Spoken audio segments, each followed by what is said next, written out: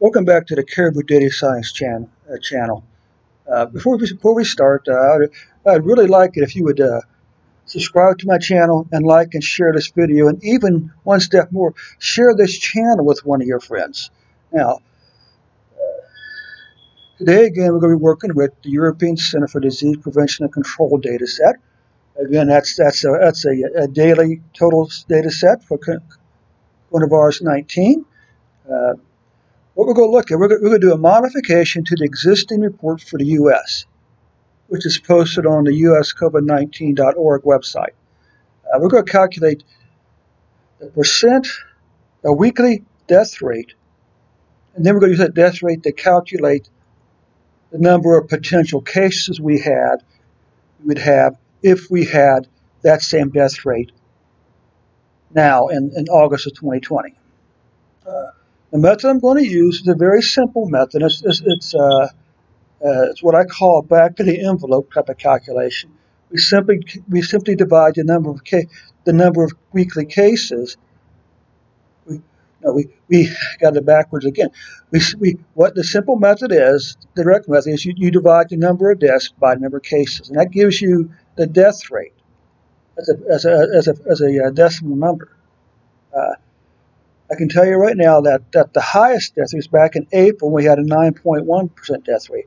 The current death rate is about 2 to 2.5% per week. So let's see how we can calculate those numbers. So I've already run the preliminary numbers. You know the drill. I'm calling the RSQL library. I'm using the DB. In this case, I'm calling the ED, like I said, the directory here.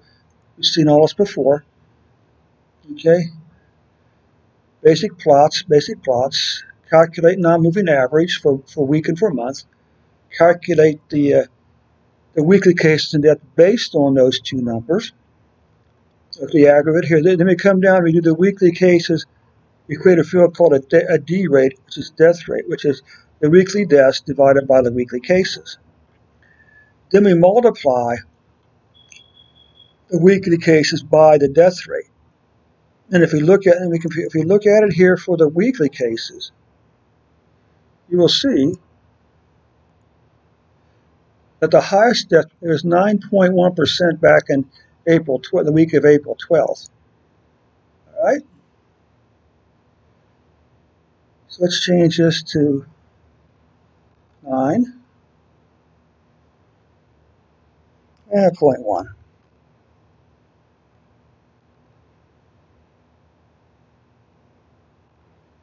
Okay, for weekly cases. Then we come down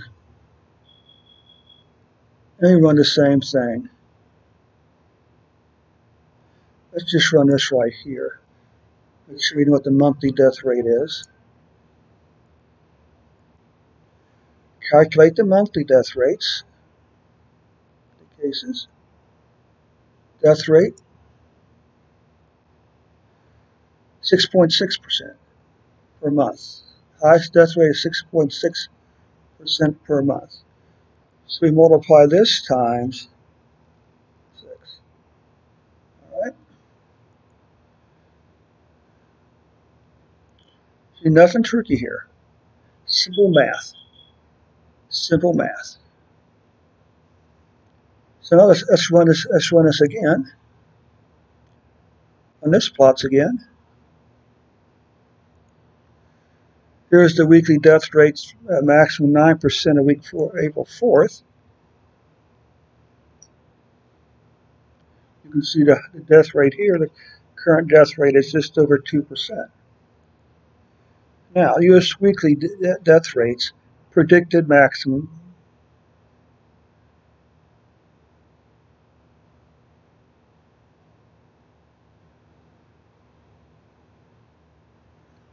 Multiplied, see,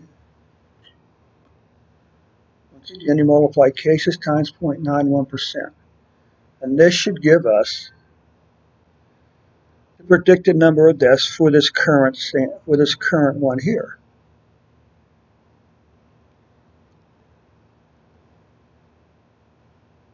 And we know that the actual number of deaths is down here.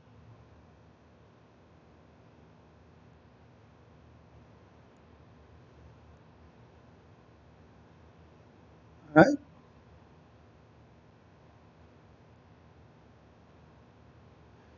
This is the weekly rate. Let's take a look at the monthly. Here's the death rates. Again, this is saying 6% is a high. This is the monthly death rate. So it varied during the month, but this gives us at a monthly rate, it's 6%. Okay. But the low again of 2%.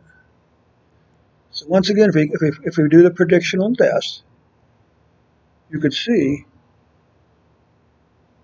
we would be having, what, 40,000 deaths? Up to 120,000 deaths, is that right? Okay.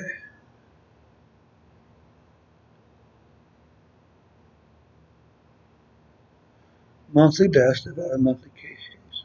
Okay, well, that's what it says.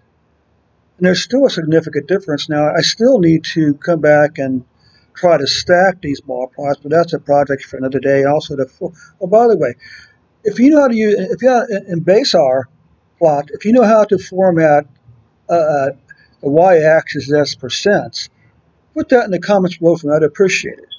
So this is the next step in the evolution of this report. So once again, thanks for joining for this brief video today, and be sure to catch me tomorrow when this. Be sure to catch this video when it goes up sometime tomorrow. Take care. Have a nice day.